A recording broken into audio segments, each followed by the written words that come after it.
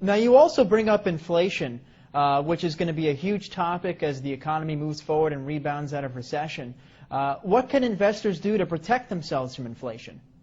Well, I think to protect yourself from inflation, you should do what the Chinese are doing. Because the U.S., Bernanke and those boys are printing trillions of dollars and not telling us about it. I mean, I think it was Bloomberg that just sued the Fed for, you got to open up your books.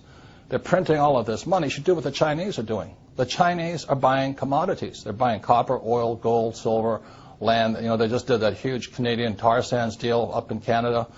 So that's all I've ever done. If you look at my investment portfolio, I started investing in oil in 1966, real estate in 1973, and I have my own gold mine and my own silver mine. So if you're afraid of inflation, which you should be, I would think silver is the #1 investment today. Silver is a smoking deal. And silver at about $15, $16, $20 an ounce, average Joe can do it. You just cut out your Starbucks for a while and go buy some silver. You're in the game. Silver is one of the biggest things against inflation you'll ever see. Great investment. Are you personally buying silver? Absolutely. I mean, I've been buying it for years, so I just love silver. But I was buying it at $3 an ounce. Today it's about 15. The reason I like silver is this. #1, gold is hoarded. It's just stuffed away. It has no value to it. Silver is an industrial commodity. It means it's used in cell phones, cameras, computers. It's used everywhere.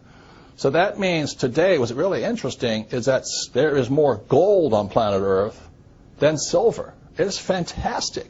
And back when, 1 year ago, I think silver was 50 times less expensive than gold. In other words, for 1 ounce of gold, I could buy 50 ounces of silver.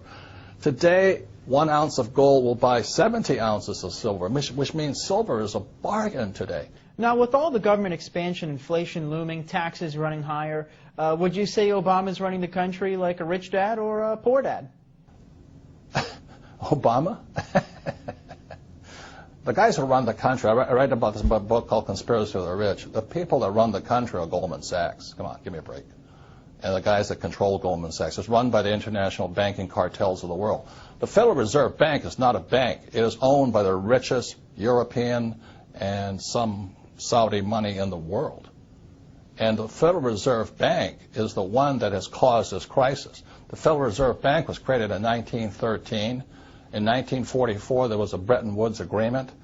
1971, Nixon took the world off the gold standard. And after that, the Federal Reserve Bank controlled the world. And they could flood the world with fiat money. I mean, currency, that's paper. That's all it is. And throughout history, any time a nation has gone to fiat currency, in other words, government-sponsored money, the money has absolutely gone to zero. It has no value. So that's why you see gold fluctuating right now and silver fluctuating right now, oil fluctuating right now. It's because the world, the smart money knows the U.S. dollar is trash. I don't think Obama can do anything because he doesn't control the world. Goldman Sachs does. Robert Kiyosaki, best-selling author, investor, motivational speaker, and inventor, author of the upcoming book, Conspiracy of the Rich. Robert, thank you so much for coming on the program today. Thank you. This has been an interesting experience. Thank you. Signing off, I'm Dan Mandrew for Newsmax TV Money.